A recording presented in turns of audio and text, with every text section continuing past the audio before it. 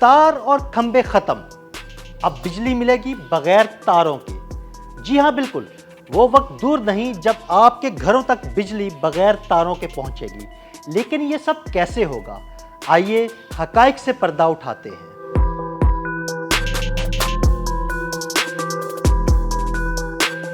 یہ تو ایک حقیقت ہے کہ تاروں کے بغیر بجلی کی ترسیل ممکن ہے، اور آج کل محدود پیمانے پر ہم اسے استعمال بھی کر رہے ہیں۔ آپ نے دیکھا ہوگا کہ آپ کے موبائل فون، سمارٹ واچز اور کچھ دیگر الیکٹرانک ڈیوائسز کو چارج کرنے کے لیے وائرلیس چارجنگ پیڈز استعمال ہوتے ہیں۔ یہ انڈکٹیو کوپلنگ کے اصول پر کام کرتے ہیں، جہاں قریب پڑی ہوئی ایک کوائل ایک مقناطیسی فیلڈ پیدا کرتی ہے اور اس کے ذریعے دوسرے کوائل میں بجلی منتقل ہوتی ہے۔ اس کے علاوہ مائکرو ویو شعاؤں کا استعمال کر کے بھی بجلی ایک جگہ سے دوسری جگہ بھیجی جا سکتی ہے۔ یہ طریقہ کار خلا میں مصنوعی سیاروں کو بجلی فراہم کرنے کے لیے ابھی تحقیق کے مراحل میں ہے۔ اب اگلا مرحلہ اور سوال یہ ہے کہ کیا بڑے پیمانے اور زیادہ فاصلے پر تاروں کے بغیر بجلی کی ترسیل ممکن ہے یا نہیں؟ تو اس کی مثال نیوزی لینڈ کی ہے، جہاں وائرلیس بجلی کی ترسیل کے حوالے سے بہت اہم تجربات ہوئے ہیں۔ نیوزی لینڈ کی ایک کمپنی ایمراڈ اس ٹیکنالوجی پر کام کر رہی ہے۔ ایمراڈ نے نیوزی لینڈ کی دوسری سب سے بڑی بجلی تقسیم کرنے والی کمپنی پاور کو کے ساتھ شراکت داری کی ہے تاکہ اس ٹیکنالوجی کی جانچ کی جا سکے۔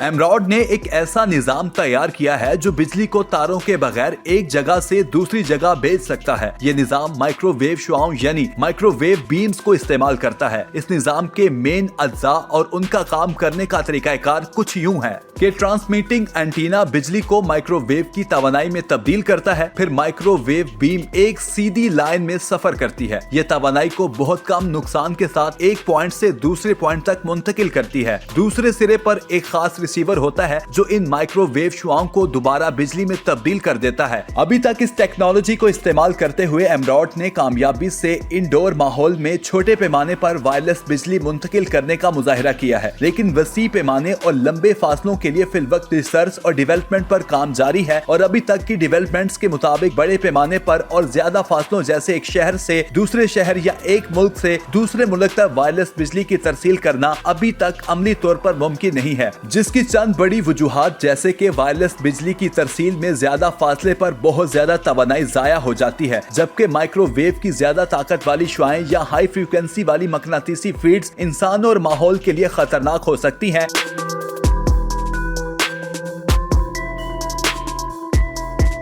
اس کے علاوہ اس ٹیکنالوجی کو بڑے پیمانے پر لاگو کرنا بہت مہنگا ہے، اس لیے ان ساری معلومات کی بنیاد پر ہم یہ نتیجہ اخذ کر سکتے ہیں کہ ابھی تک ہوئی ریسرچ اور ڈیولپمنٹ کی بنیاد پر مستقبل میں شاید ہم وائرلیس ٹیکنالوجی کو چھوٹے پیمانے پر کچھ زیادہ استعمال کریں گے، جیسے وائرلیس چارجنگ کا دائرہ کار بڑھانا وغیرہ، لیکن بڑے پیمانے پر ہائی وولٹیج کی ترسیل کے لیے روایتی تاروں کا نظام ہی آنے والے وقت میں بھی غالب رہے گا۔ تاہم اس میدان میں مسلسل تحقیق ہو رہی ہے، اور ہو سکتا ہے کہ مستقبل میں کوئی ایسا بریک تھرو ہو جو اس صورتحال کو بدل دے۔ یاد رہے کہ مشہور برقی سائنسدان نیکولا ٹیسلا نے اپنے وقت میں اس کا خواب دیکھا تھا اور اس پر کام بھی کیا تھا، لیکن ٹیکنالوجی اور مالی وسائل کی کمی کی وجہ سے وہ اپنے خواب کو عملی جامہ نہیں پہنا سکے۔ ان کا نظریہ تھا کہ زمینی فضا کو ایک کنڈکٹر کے طور پر استعمال کیا جائے اور فضا میں ہائی فریکوینسی لہروں کے ذریعے بجلی بھیجی جائے۔ ان کا یہ کانسیپٹ ٹیسلا کوائل کہلاتا ہے۔ ان کے کام کے بارے میں کچھ معلومات کے مطابق یہ بتایا جاتا ہے کہ 1899 میں انہوں نے 200 بلبز کو 40 کلومیٹر دوری سے بغیر تاروں کے بجلی مہیا کر کے چلایا تھا۔